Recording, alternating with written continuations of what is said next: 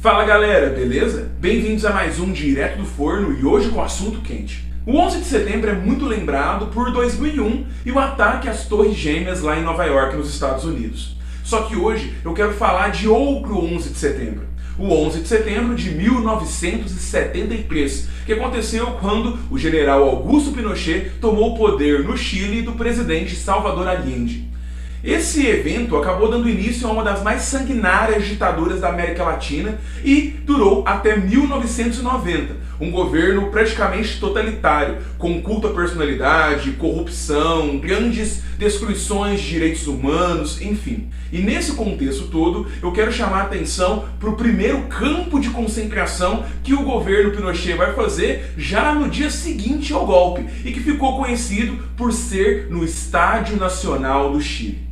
Antes de eu continuar com esse papo, você já sabe, se inscreve no canal, dá o joinha aí se gostou do vídeo e compartilha com os amigos. Quanto mais gente souber dessa história, talvez mais gente acabe destruindo a ideia que governos autoritários, ou mesmo que Pinochet, foi um bom governante. E esse prenúncio da ditadura já começa com o próprio golpe. Quando Pinochet chefia as Forças Armadas já numa intenção golpista, ele vai lá e ataca o Palácio Presidencial que o Salvador Allende se encontrava. O cara vai se suicidar com uma arma que inclusive Fidel Castro deu para ele, como diz a mitologia em torno do Allende, e isso envolvia o confronto aberto entre os militares e o presidente. Dezenas de forças presidenciais ali no palácio contra o exército do Chile inteiro.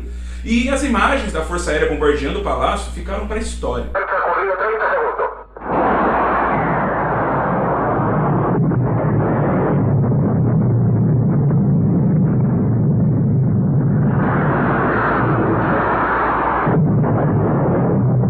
Mas além disso, já no dia 12 de setembro, o governo Pinochet fez uma limpa.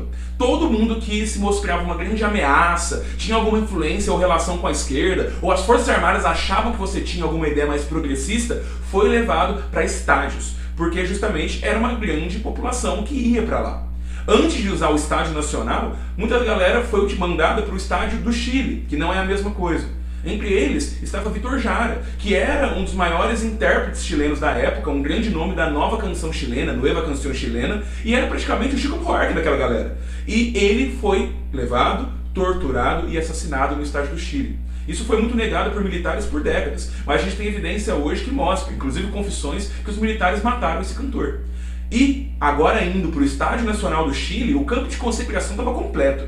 Pinochet mandou para lá 40 mil presos políticos em um espaço de setembro a novembro de 1973. E isso era muito forte, porque era muita gente que não tinha filiação política. Hoje a gente tem pesquisa que fala que mais de um terço não tinha nenhuma ligação com a esquerda, e muita gente, mulheres, homens, velhos, crianças, foram torturados a troco de nada. Justamente, não que exista algum troco para a tortura, mas naquele sentido, era uma violência tão abismal que entrou para a história. Desses 40 mil que passaram lá, estima-se que 400 morreram no Estádio Nacional do Chile e 3 mil a 4 mil foram torturados abertamente. Fora de falar das questões de como o pessoal vivia lá, porque um estádio não tem condições para tantas pessoas ali. Era praticamente uma cidade. O governo Pinochet jamais falou que ali era um campo de concentração de presos políticos.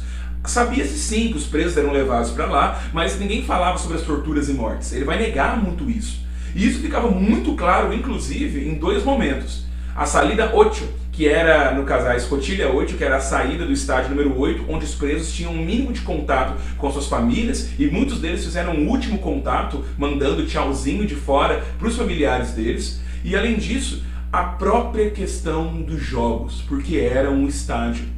Com a ditadura acontecendo, já em 73, existia a Copa do Mundo de 74. E o Chile estava buscando eliminatórias, estava praticando as eliminatórias para buscar uma vaga na Copa do Mundo.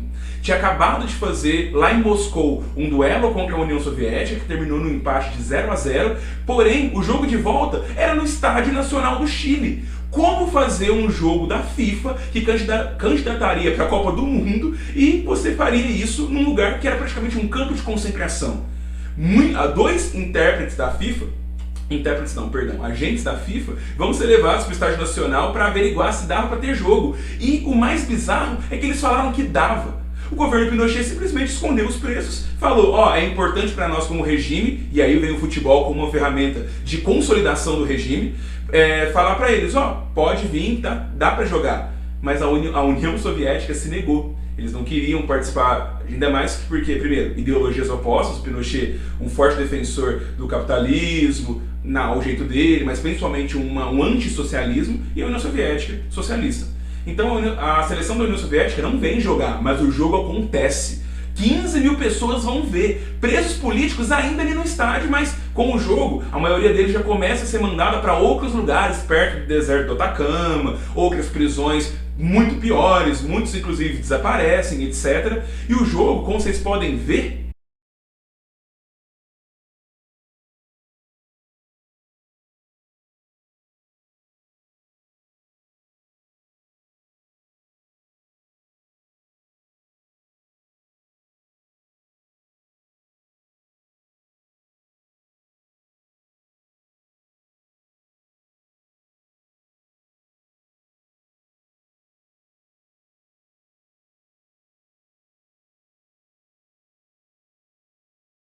é muito bizarro. Só a seleção do Chile entra. Eles fazem uma performance ali, fazem um gol e no fim, como não tem bola para ser voltada, porque não tem seleção da União Soviética, a FIFA considera WO, coloca o placar de 2-0 para o Chile e o Chile vai para a Copa de 64, porque fez esse jogo, um jogo bizarro, um jogo permeado de crise, um jogo permeado por um contexto político avassalador, mas aconteceu. Então, acho importante fazer esse vídeo justamente para a gente entender como o futebol foi utilizado nesse contexto de golpe, como o Estádio Nacional, um estádio de futebol, foi utilizado como um grande campo de concentração, e lembrar, usar da memória, já que muita gente está babando o ovo do Pinochet nas redes sociais, lembrar que um governo desses foi extremamente autoritário, extremamente violento, e a gente não pode esquecer isso. Liberais da internet que gostam do Pinochet, isso é um absurdo, isso é maluquice. Então a gente não pode esquecer e passar pano para uma das maiores ditaduras que a América Latina já teve. Pinochet, que bom que você não está mais no poder. E a gente tem que lembrar sempre a memória de Vitor Jara, dos outros mortos, torturados, e lembrar para que nunca mais aconteça. É isso, galera. Se gostaram desse vídeo, compartilhem, levem a lembrança da galera que sofreu nas mãos da ditadura de Pinochet e diga nos comentários se você já conhecia esse outro 11 de setembro, algum outro tema que vocês queiram que eu fale. E é isso, galera. Vejo vocês na próxima semana com mais um Direto do Forno. Até lá!